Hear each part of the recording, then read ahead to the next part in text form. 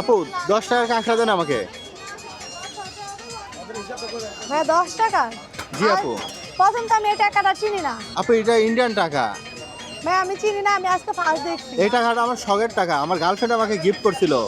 এই টাকাটা আমি রাখছিলাম, আমার ইন্ডিয়ান গার্লফ্রেন্ড আমাকে গিফট করছে।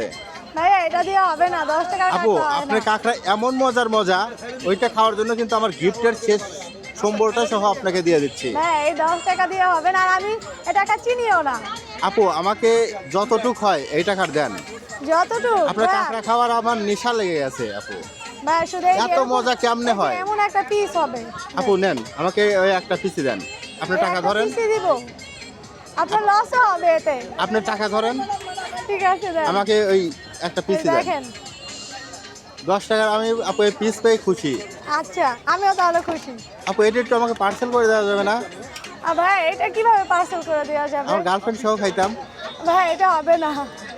আপু এটা একটু পার্সেল করে দেন না। না ভাইয়া এটা হবে না পার্সেল, এটা জাস্ট একটা পিস। ওই ক্ষেত্রে আপনি যদি পুরো একটা বক্স নেন তাহলে দেওয়া যাবে। আমার তো টাকা আর নেই। এটা দুইজনে খাইতেও পারবেন, আপনার একাই হবে না, বা তো দুইজন। যদি হয় সুজন তেঁতুল পাতায় দুজন, তো তেঁতুল পাতার চেয়ে এটা তো অনেক বড় আছে। আপনি দেন না আপু। ভাই এটা পার্সেল দেওয়া যাবে না, এটা আপনি এমনিতে নিয়ে চলে যান।